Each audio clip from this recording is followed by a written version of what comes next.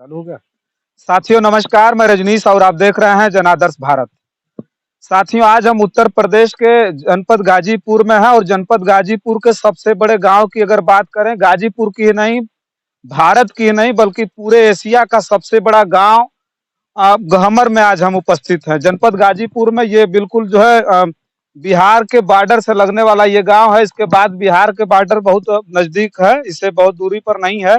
आज हम गहमर में उपस्थित हैं और गहमर अपने आप में एक ऐसा गांव है जो इतिहास के पन्नों में स्वर्ण अक्षरों में लिखा जाता है।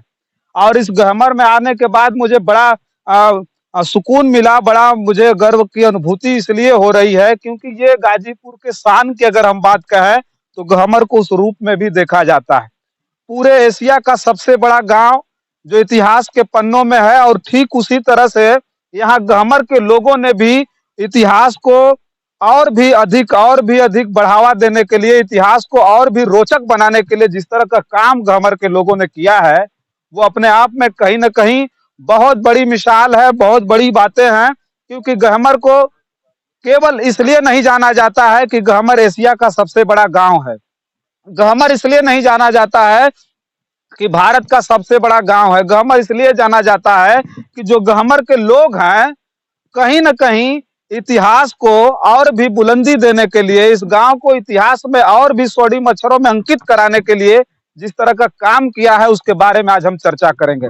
हमारे पीछे देख रहे हैं ये मैदान है और ये रस्सा वस्सा लगा हुआ है पीछे, तो इसको देख करके मिलिट्री का ट्रेनिंग कैंप मत समझ लीजिएगा। ये गहमर गांव के उन बच्चों का ट्रेनिंग सेंटर है जहां बच्चे रोज आते हैं और सुबह शाम यहाँ दौड़ लगाते हैं। क्योंकि गहमर ही वो गांव है जिसकी वजह से ये गाजीपुर वीरों और जवानों का शहर कहा जाता है। इस जनपद को वीरों, जवानों और शहीदों का जो है जनपद कहा जाता है गाजीपुर। और इस गाजीपुर में सेना को लेकर के अगर हम बात करें तो तमाम ऐसे महानायक भी इस गाजीपुर में पैदा हुए हैं। वीर अब्दुल हमीद को कोई भुला नहीं सकता है, वो जनपद गाजीपुर से थे। लेकिन आज हम गहमर में आए और गहमर में बताया जाता है कि कम से कम 1.25 लाख की आबादी वाला गांव में बताया जाता है कि हर घर के जो बच्चों का सपना होता है वो सेना में जाने का होता है। और सेना में हैं भी। हर एक गांव में अगर हर एक घर में अगर एक घर में 5 सदस्य हैं तो उसमें 3 और 4 की संख्या में सेना में भर्ती होने वाले लोग हैं। हमारे बीच में कुछ गांव के लोग हैं जिनसे आज बात करेंगे और बात करके जानेंगे कि इसमें कितनी सच्चाई है, ये बात सत्य है या कहीं ना कहीं लोग झूठ बोलते हैं इस बात को। लेकिन हमारे बीच में कुछ लोग हैं, उनसे हम बात करेंगे। तो सबसे पहले बहुत बहुत स्वागत है हमारे चैनल में। आपका क्या नाम हुआ, परिचय दो। मेरा नाम है हवलदार बीके गुप्ता। गहमर गाजीपुर का रहने वाला हूँ। और यहाँ बहुत बड़ा गांव है, एशिया का सबसे बड़ा गांव है जो ये गहमर के नाम से जाना जाता है। और यहाँ जो है सबसे जितने बच्चे हैं जो भी हैं शुरू से लगन है कि मैं सेना में भर्ती हूँ और देश की रक्षा करूँ। जो 10वीं पास करके इस ग्राउंड में अपना चक्कर लगाते हैं और यहाँ रोज सुबह शाम दिन मेहनत करके और फौज में जाने की इच्छा करते हैं।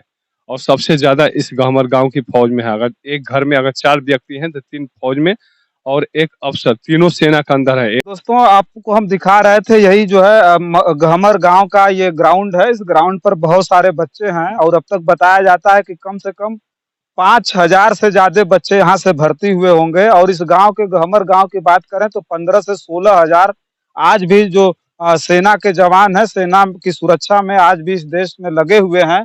लेकिन आज हम दिखा रहे हैं आपको ये ग्राउंड, इस ग्राउंड को देखेंगे पूरी तरह से वीरान पड़ा हुआ है। और इसके वीरान होने का सबसे बड़ा कारण है कि आज के नौजवानों में कहीं ना कहीं इस बात के लिए बड़ा दुख है, तकलीफ है कि जो है अभी कोरोना की वजह से भर्तियां नहीं आई और लोग ये सेना में जाने से बच्चे वंचित रह गए।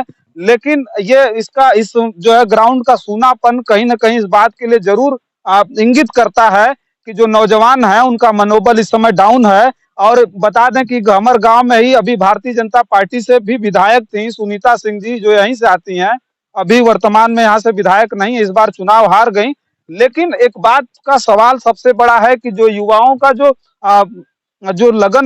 युवाओं का जो सपना है सेना में जाने का, जो बच्चे 2 साल से 3 साल से लगातार मेहनत कर रहे हैं और भर्ती न आने के बाद ये सेना में जाने से वंचित हैं, इनकी उम्र निकल गई, तो कहीं ना कहीं इनका सपना भी टूट गया। और गहमर के नौजवानों की बात करें जिनका सपना है सेना में जाकर के देश की सुरक्षा करने का, देश की सेवा करने का, लेकिन अब उनका कहीं न कहीं वो सपना चकनाचूर हो जाता है, क्योंकि ये भी कहा जाता है कि ग्रामीण में जो बच्चे हैं, जो नौजवान हैं, वो चाहते हैं कि हम पहले सेना में भर्ती हो जाएँ, देश की सुरक्षा के काबिल हो जाएँ, फिर उसके बाद उनकी शादी-विवाह पर ही उनका वो होता है, ध्यान होता है।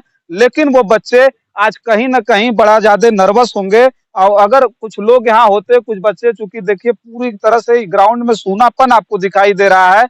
हमने एक लोग से बात की, उन्होंने बताया कि नहीं, बच्चों का सपना तो होता है, लेकिन अगर वो बच्चे होते तो उनसे ज़रूर ये बात हम जानने का प्रयास करते कि क्या सेना भर्ती ना आने के कारण उनके अंदर क्या मलाल है, क्या दुःख है।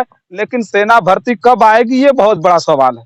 सेना भर्ती आएगी कि नहीं आएगी, जो इन बच्चों का जो जीवन है जिस तरह से खराब हो रहा है, पूरी तरह से, जो एक तरह से इन लोगों ने अपना एक वो बना लिया है कि नहीं, हमको किसी भी तरह से सेना में भर्ती होना है और देश की सेवा करना है। 3 सालों से वहाँ भर्ती, 3-4 सालों से यहाँ भर्ती जब नहीं आई, तो बताइए कि कितना अधिक लोगों को परेशानियों का सामना करना पड़ता होगा। कितने बच्चे हैं जिनका सपना टूट गया होगा। आने वाले समय में सरकार क्या इसके लिए सोचेगी कि नहीं सोचेगी, लेकिन हमारा मुख्य मकसद ग्रामीण को दिखाना था। ग्रामीण में आकर के मुझे बड़े गर्व की अनुभूति हो रही है। गंगा किनारे तट पर बड़ा ये विशाल एक गाँव, जो एशिया का सबसे बड़ा गाँव है, जो इस गाजीपुर की शान है, भारत की शान है। क्या उस शान को फिर से ठीक उसी तरह से सेना में जाने का मौका मिलेगा? क्या भर्तियां आएंगी, ये बच्चे जा करके सेना में फिर से देश का परचम लहराएंगे? ये तो वक्त बताएगा। तब तक के लिए आप देखते रहिए जन आदर्श भारत। बहुत बहुत धन्यवाद।